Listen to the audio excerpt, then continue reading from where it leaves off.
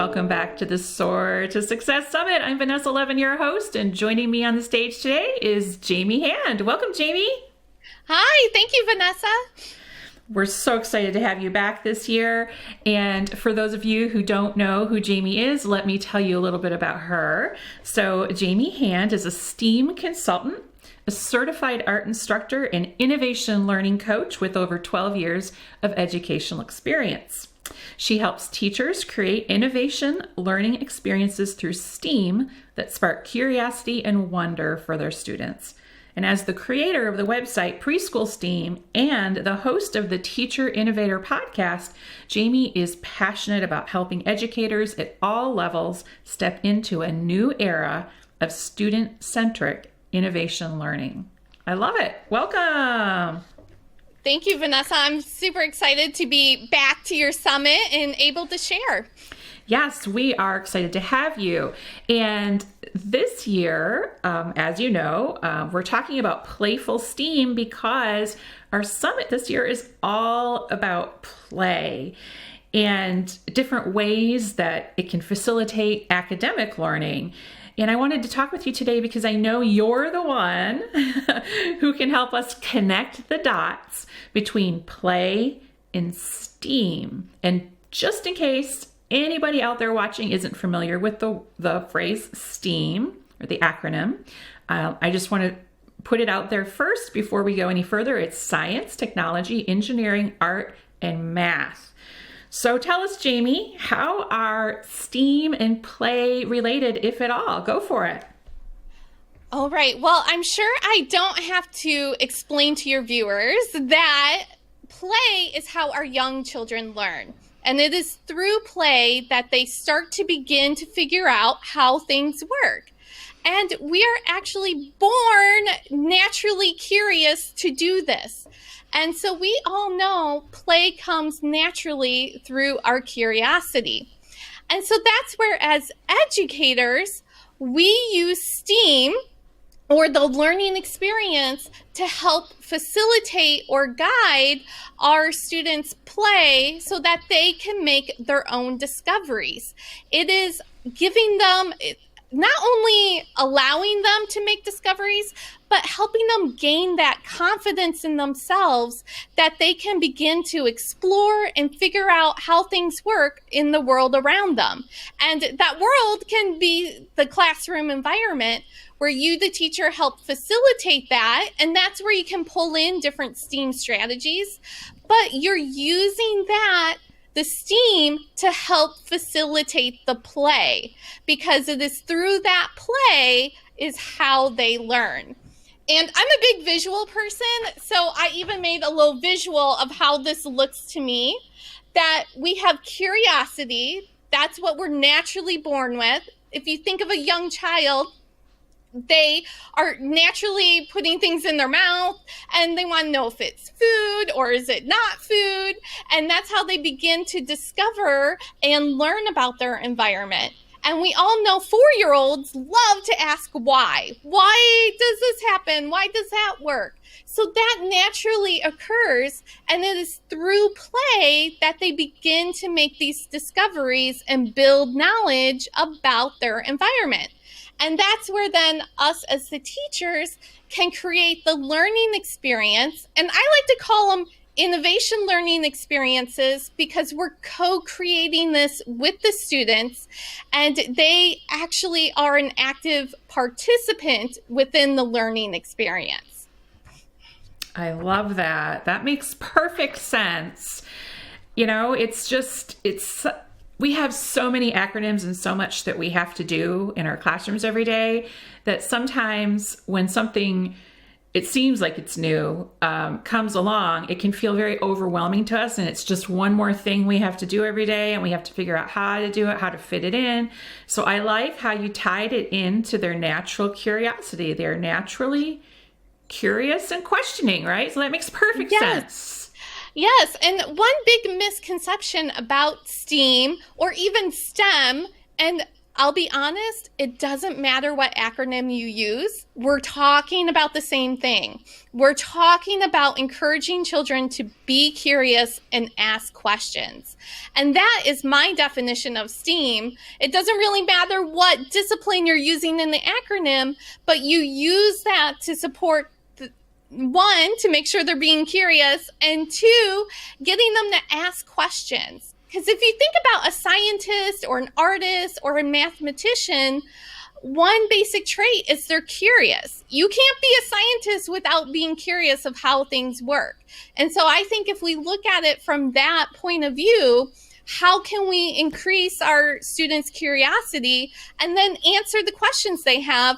And that's when we can bring in science investigations or math problems or an art process experience. It's using those different disciplines to support their questions and curiosity.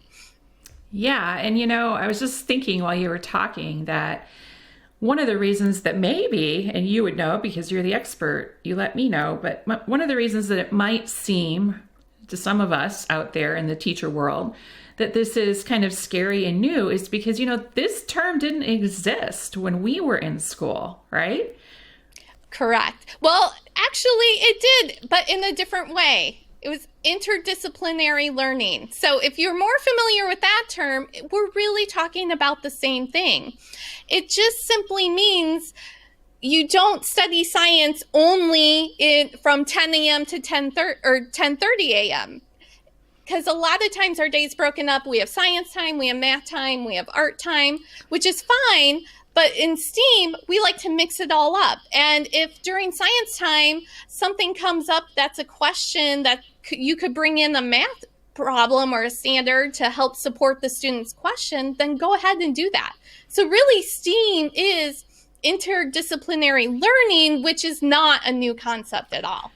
I love it. That makes so much sense. Thank you for pointing me on the right track, because I know that if I thought that, a lot of you out there were thinking that too. So that makes perfect sense. Thank you so much, Jamie. You definitely connected those dots for all of us.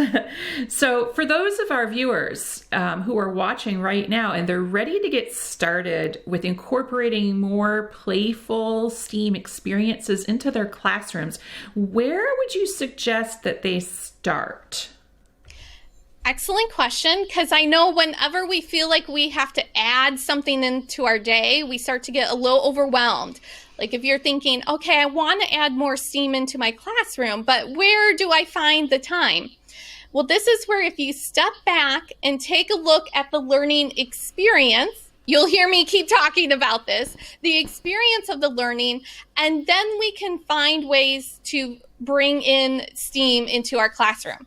Now, for a lot of the teachers I work with, I take them through our 3-part framework that helps them kind of clarify this and make it work for them in the classroom.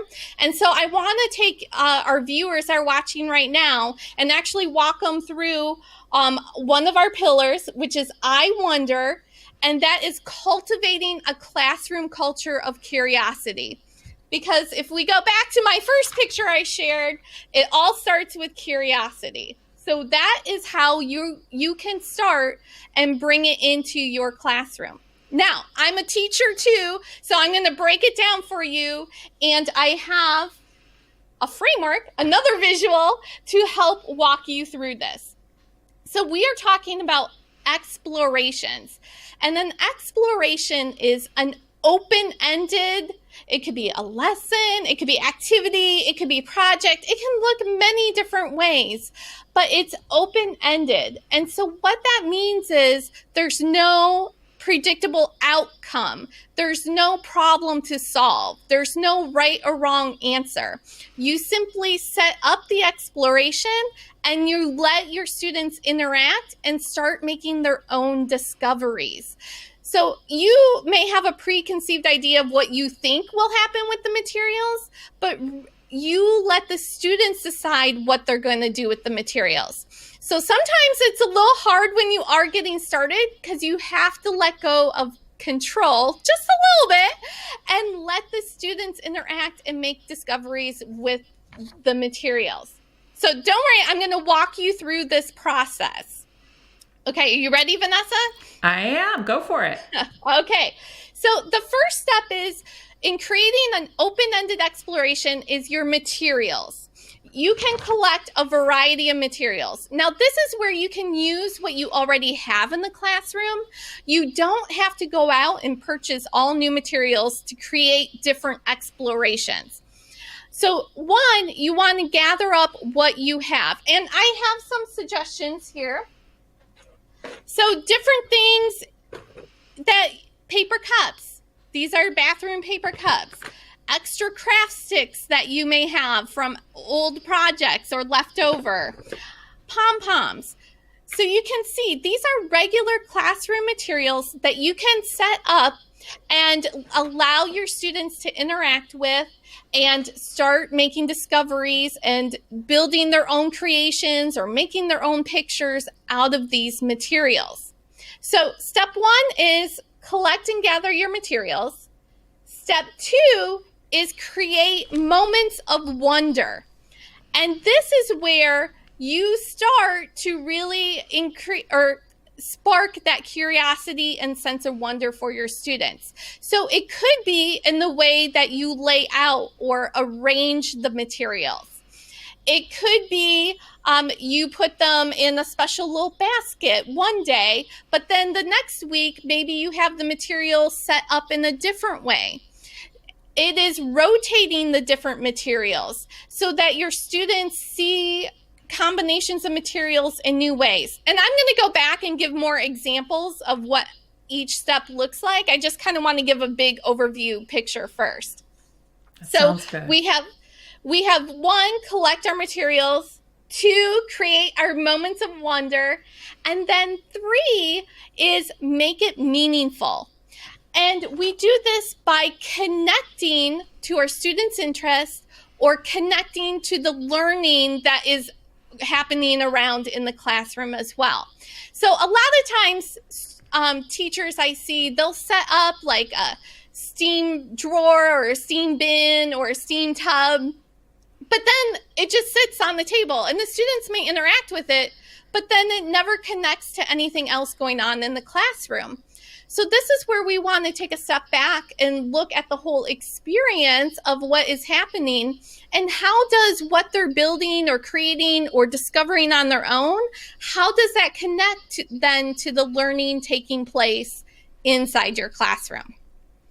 Okay, are you with me so far, Vanessa? I'm still here. You got me. Keep going. Okay. So let's take some examples of what this looks like. And I have some visuals here I'm going to hold up. So this could be one simple way to start with explorations is setting up a sensory bin, a sensory bottle, a sensory table. Now, I'm sure many of you, this is not new to you, and you may already be doing these things inside your classroom, which is great because then you're already doing the first part of adding more STEAM strategies into your classroom. So now start to think though, while your students are interacting with these different materials, what are the conversations they are having? What are the questions they are asking? What stories are they telling? So even though your students are interacting and doing the discoveries on their own, you still are an active participant as you are the guide. And so you want to observe and document what they're curious about because that helps you plan more explorations, or it could help you plan what science investigation you want to do. A lot of times we make lesson planning so hard for ourselves, but if we start to use our students' interest and their own curiosity and their own play as our starting point, it actually really helps us because now I can go pull a science investigation that's going to help answer the questions that they have. Okay, so that is sensory play. Another way to set up explorations is small world play. Once again, not anything brand new, and you may already be doing these, but really start to think about with small world play, how can you set it up and really intrigue your students, to really pique their curiosity. Like if you have a group of students that are really into dinosaurs, then what type of dinosaur worlds or environments can you create where they actually get to play and interact with the materials? Because our children, through the different sensory play, that is how they learn. And as we talked about, play is super important, and it's having a variety of those sensory materials to touch, to feel, to look at, when appropriate to taste, but I know a lot of times that's not as appropriate. But our students are using their senses to make these discoveries and to ask these questions. So when you set up the small world play, think about changing the variety of sensory materials that you're using. Can I ask you a question, Jamie? Yes. So for those viewers who are watching who may not be familiar with the term small world, could you define it for us? Sure. Excellent question. Small world is when you set up a small world. So you may use little plastic figures or animals, and then I like to combine it, if possible, with natural materials or a type of sensory play. Like one of the easiest ways is, if, let's use the dinosaur example, if you have dinosaurs and then simply Play-Doh, and then the students can interact with the dinosaurs and the Play-Doh. Now, you may set up a little environment. That's what I mean by world. Like you can create a little environment, but then let your students interact with it and build their own. I know a lot of time teachers may get kind of caught up in, oh, I made this Pinterest perfect little small world, and then the students came and destroyed it. Well, that's what they're supposed to do. So don't invest too much time into setting up some really intricate world, because the whole idea is just to set it up like an arrangement that encourages your students to pull them in so that they want to pick it up and touch it and move it and make it their own. Does that help clarify? Yes. Thank you so much. Yes, keep going. I'm with you so far. I'm loving it. You're making it sound so easy. That's what, because I'm giving lots of ideas, but I certainly don't want to overwhelm anyone. I'm giving lots of ideas because this is how I feel, that you as the educator are the expert for your students, your classroom, your environment. So you're going to take what I'm sharing and make it work for you. So while I'm giving lots of different ideas for explorations, I would not do all of these at once. I would pick one and then see where it goes. If it sparks student curiosity, then keep going with it. If your students look at it and kind of care less about it, then try something new. So that's why I'm giving lots of different ideas, but certainly don't get overwhelmed in thinking that you have to have a sensory table and a small world and everything else I'm saying. Okay, yeah. So just a little disclaimer there. No, that makes perfect sense, because I think that as teachers, we tend to get a little bogged down in all of that Pinterest perfect stuff and doing hashtag all the things that we see.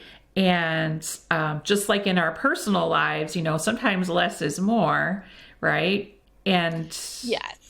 Yes. And I'm a big believer in less is more, and that our classrooms should not be Pinterest perfect. They should be child curiosity, like where you're cultivating that curiosity for your children. It should be a reflection of you and your students and the environment that you're co-creating together. So I would focus on that rather than the Pinterest perfect part. And I was wondering too, while you were talking, like I love small world play. I know as a child was fascinated with it. Of course, we didn't call it that, but or maybe they did and I didn't know it. I'm just a kid. But we just called it play. Yeah, right. Like it was just play. Yeah. Right. But I was thinking about, as a teacher, how when let's say you had the little dinosaur small world that you just showed us, as the kids are interacting with that, they're talking to each other and they're interacting with the materials, and they might have questions, and so it's very child led and child driven. Would you agree with that? Completely agree. And this is the whole point of the exploration. No matter which one you choose to try, is the whole goal is to get them talking, to get them asking questions and telling stories. I know a lot of teachers like, well, my students aren't asking questions, but they're telling fabulous stories. Well, you can use that then as your jumping off point to bring in, whether it's a STEAM challenge or a science investigation or an art project or an inquiry project, but you can base it off the stories that they're telling and creating. And, maybe you put together a whole class story based on if they're really into dinosaurs and they start telling these elaborate stories. The best part to me is just stepping back and observing what they are doing, because they come up with so many better ideas than I do myself. So a lot of times I just sit back and I'll document what they're saying, and I'm just amazed at some of the ideas that they come up with, and you'll see they naturally start to bring in the concepts and standards that you need to teach. I think a lot of times we make it so difficult for ourselves with lesson planning. We get I have to teach this and I have to teach this. But if we base what we teach off of what the children are interested in, it becomes so much easier. Yes, I totally agree. I'm going to take you off track for just a minute. I hope it doesn't push you too far. No, let's go for it. Let's go for it. So I know that we have teachers watching right now who may be hesitant because of the word technology in STEAM, because in the early childhood world, there is this school of thought that is very at the forefront of our minds, I guess I would like to say, about technology being bad for children. But I know that in the case of STEAM, we're not talking about sitting them in front of a screen all day long or for any length of time at all. It's actually, I think you have a great definition of STEAM that you've shared with us before, but I want you to revisit that today in case there's anyone out there going, I can't do STEAM because it has T in it, and we don't do technology in my building because it's not appropriate. Can you just go there for a minute with us? Yes, and that's an excellent point. And I usually bring this up in the beginning just to squash that thought in the beginning. But yes, technology, we automatically think of electronics, we think of screen time, which I would agree is not appropriate or the best way necessarily for our youngest learners to learn. So technology, when we're talking about the lens of STEM or STEAM, technology actually refers to the use of tools. So when we're talking about technology integrations, it's using tools. And a tool is just anything that makes the job easier. So a pair of scissors technically is a tool, and so therefore could be a technology integration. Now, a lot of people don't see it that way. And that's where you, as the educator, you're the expert for your students. And it's okay to educate your families, your parents, your administrators, and say, hey, at the early childhood level, these are the tools we use, and these are our technology integrations.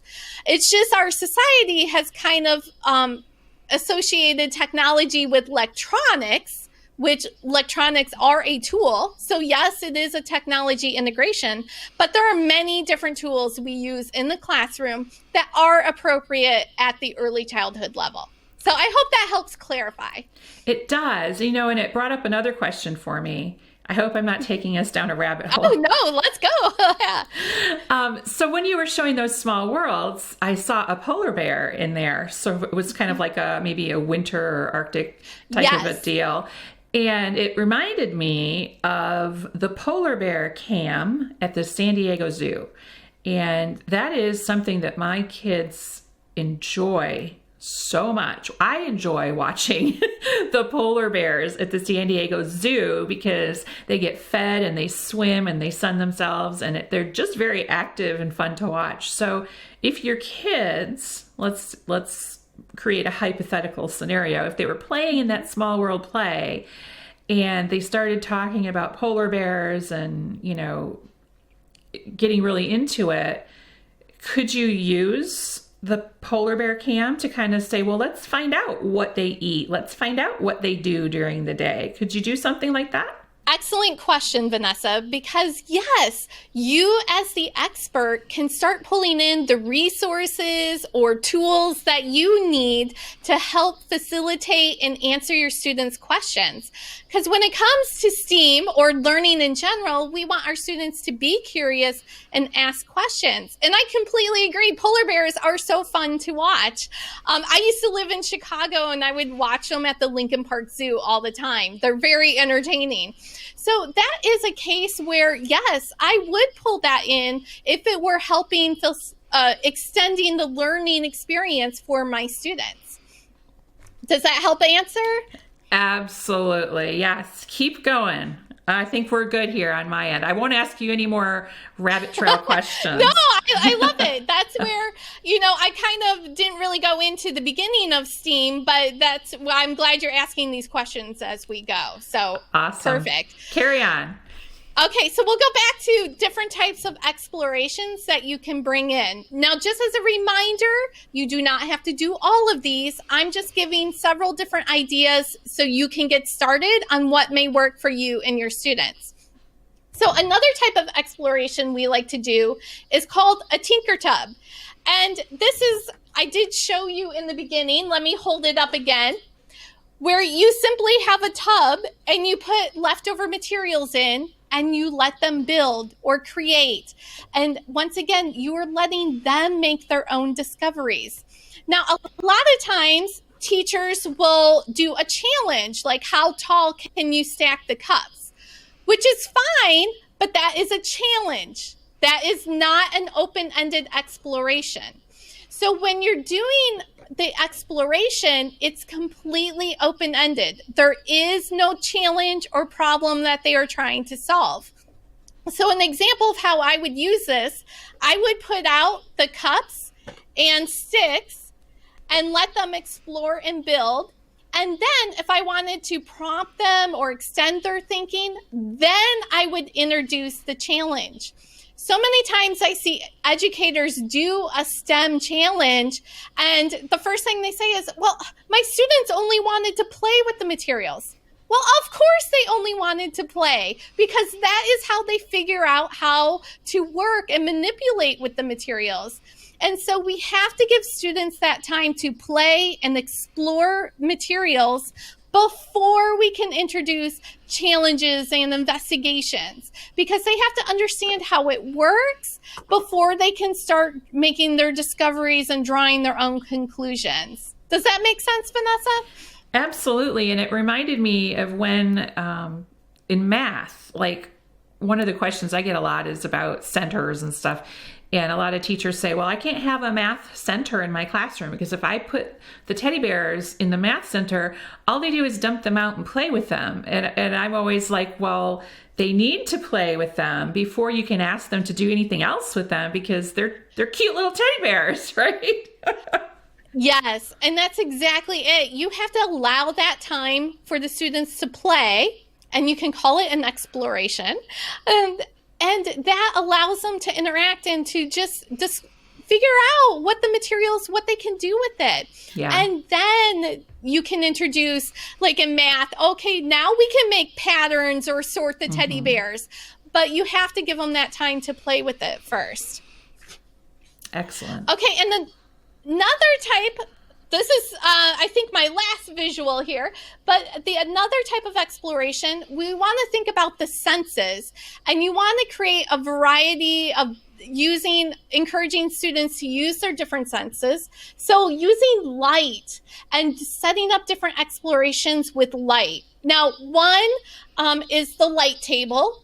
And I know you have a great DIY how to make a light table if you don't have a fancy one. You don't need a big fancy one in order to incorporate some more light play. And other ways, though, you can introduce light is using glow sticks, using flashlights, and if you really want to get fancy, introducing a black light. I don't recommend that for an extended period of time, but sometimes when it's appropriate and you really want to create a sense of curiosity, introduce the black light, and that really is whoa, because it changes the environment so much. Okay, so that, like I said, I've given a lot of different ways you can include explorations in your classroom, and I just want to drive home the point, you don't have to do all of these at once. Pick one, see how your students interact with it, and then observe what questions and stories they're telling. Yeah, I love it. You know, I love the light table because I think of my nephew, and he has those magnetiles. Is that what they're called? Yes, we love magnetiles. And he doesn't have a light table at home, but he really likes shining the flashlight through them and seeing the light. Yeah. And so that is... You also can use the little battery tea lights, the battery operated, and put those, and then they can build like houses and stuff and put the light inside the magnetiles. So we've done that too. He would love that. Yeah. I think the light table is such a unique thing for young children because it's not something that they have at home. So it's very exciting and enticing for children to use a light table. They probably don't have Small World Play or a sensory tub at home. So yes. And I think the big thing about the light is it just is a whole new experience. They're seeing things in a completely different way. Because normally at home, when it's dark and you have your light in your room or in the lamp.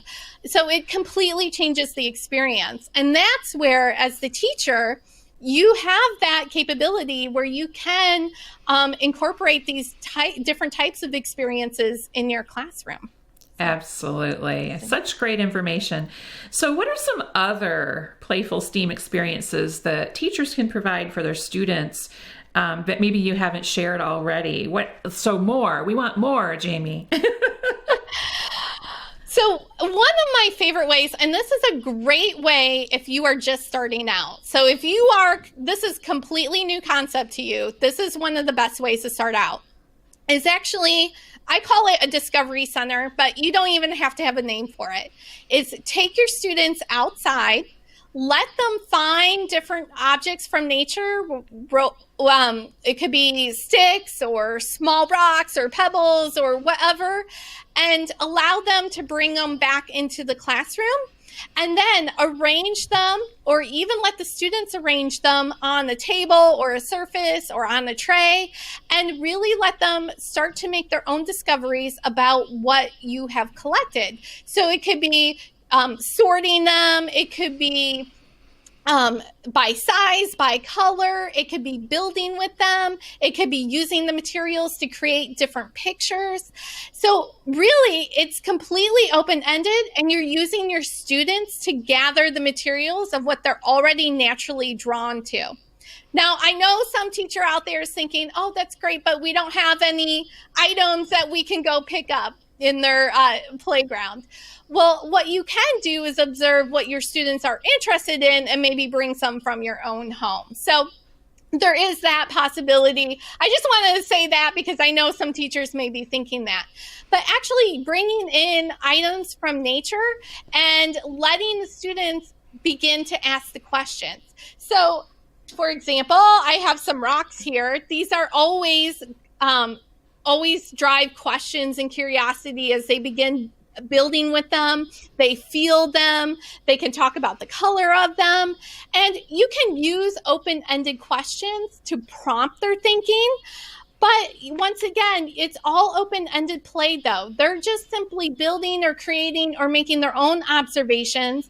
And then from there, that's when then maybe you can make a chart of what everyone has observed after they've had time to explore the rocks and materials. I hope that made sense. Yeah, perfect sense. Absolutely. Okay.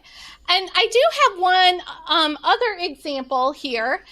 And one thing when you're thinking of explorations and collecting your materials, you want to provide a variety of sensory materials. And what I mean by that is, how do they touch? How do they feel? So one great way to change is, these are hair rollers, the Velcro hair rollers. And now my hair is going to be sticking up. But okay. They're that are from the dollar store. And they come in a variety of sizes, and they stick together. And so this is a whole new way that they can build, explore, and it's got a real fuzzy touch to it. So that tactile experience is introducing a new feel to them. So if you compare the tactile of the hair roller versus the smooth rock, you can really start to introduce those ideas, and the children can actually feel the difference between the two.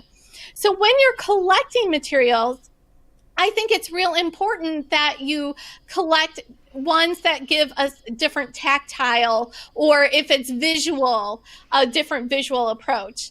Now, Vanessa, I'm going to share something here, and you may disagree with me, but I know you and teachers, early childhood teachers, love the mini erasers, right? Yes.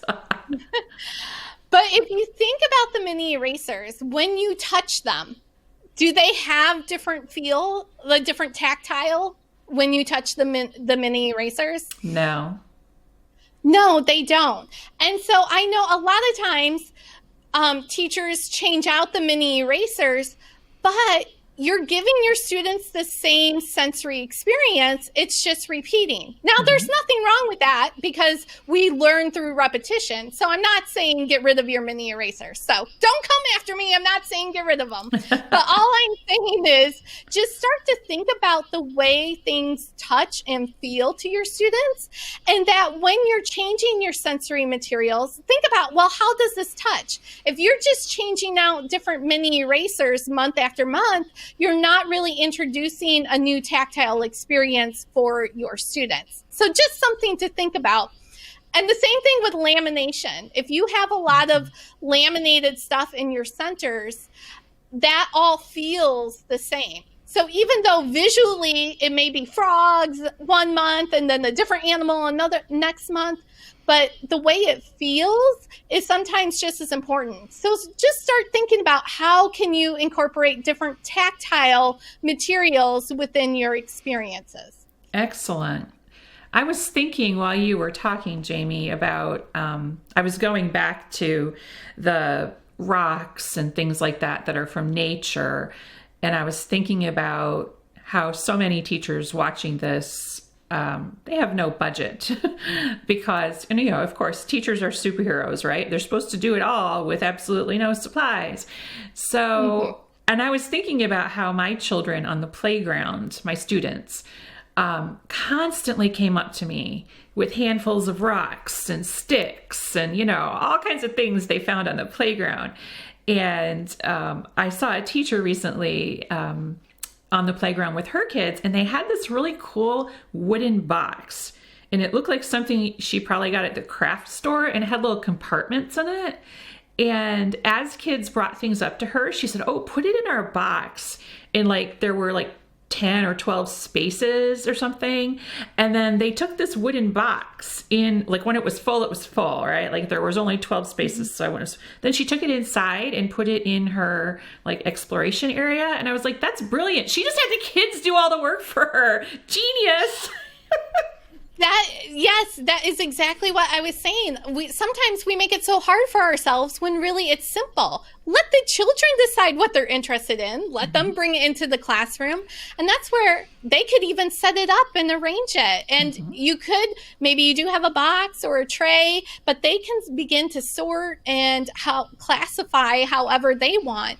And that's your starting point then for then bringing in future investigations or whatever it is that you want to bring in to help further their curiosity. Yes, yeah. I completely agree.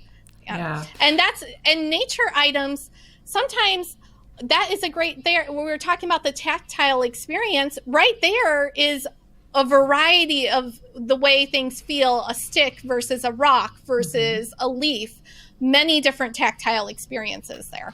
Yeah. And what the kids are more interested in the sticks and rocks they found on the playground than they are about, the frogs I'm showing them, laminated frogs or the frog mini erasers. They're more interested in those things they found on the playground. So why not capitalize on that? Well, right? And there's a reason why they're more interested in that, because they discovered it. Mm-hmm. And that is why I think as a teacher, we have to kind of change our mindset of, we feel like we have to provide everything, when really we're more like a guide or a facilitator, where we create the experience with our students, and then we see what they're interested in and we help further or dig deeper or extend the learning. But it comes down, though, the children have to be curious about it. And that is really when you get the engaged and they're excited to learn. Yeah. And, I was thinking as we were talking again, I don't know, I can't stop thinking, Jamie, when I talk to you. You just make my brain think. So thank you for that. I was thinking about, we talked about like Tinker Tubs, we talked about sensory bins, we talked about light table, but there's this other term that I hear a lot, and I wonder if you could explain it to our viewers today, and that's loose parts. What is that all about? And just a little bit about that, I think, would be helpful. Sure. Exactly what we were just talking about with the collecting the nature items and bringing them in, and then letting the children decide how they're going to build or create with them. That is a perfect example of loose parts right there. They just happen to be nature found loose parts. Where loose parts is when you have different materials, but the children are using them in their own way. So let me give an example. I actually happen to have one. I wasn't even prepared, but look. So this is a wood slice. And if a child sees this, they know it's a wood slice, but they can use it in many different ways. It could be a cookie. It could be a base for their frog or polar bear. It can be used in multiple ways. Where if you have a plastic cookie from, say, your dramatic play kitchen area that looks like a chocolate chip cookie, then that really all it can be is a cookie. So when children interact with it, it's a cookie because it looks like a cookie.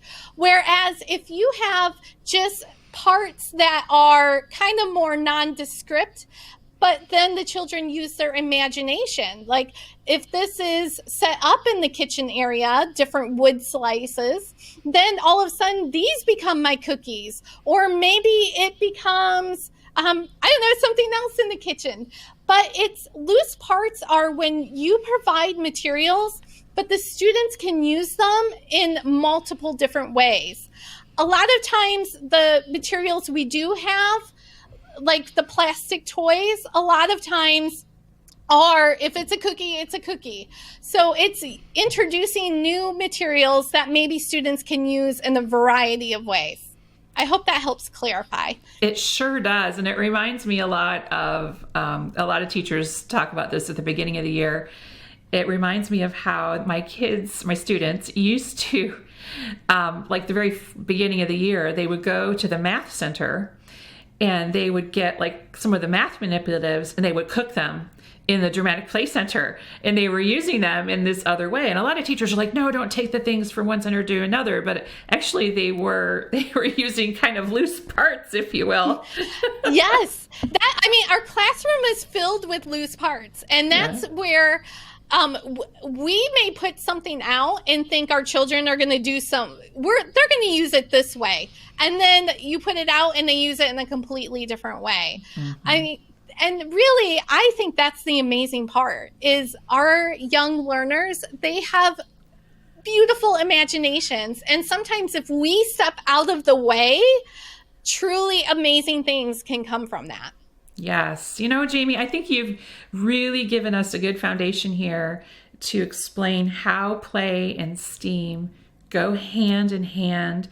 So that brings us to this point in our discussion where I ask you what I ask every single one of our speakers. What is the one golden nugget that you want all of the teachers out there watching today to walk away with from this session?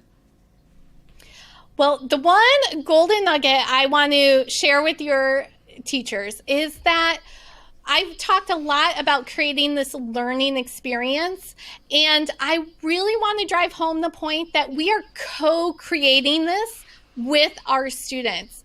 And that when we are, whether it's setting up our environment, setting up an exploration, setting up our centers, but really have in mind, what are your students interested in? What are they curious about? What questions are they asking? And use that to co-create this learning experience that then you can bring in STEM challenges, explorations, you can change your math center, but really start from the place of, okay, what are my students curious about and what do they wonder? That is awesome. I want to thank you again, Jamie Hand, for joining us today. And I want to thank all of you who tuned in to watch. If you'd like to spend a little more time with this session or any of the others, don't forget you can bring them home along with you, along with some terrific bonuses. Just click on the link below this video.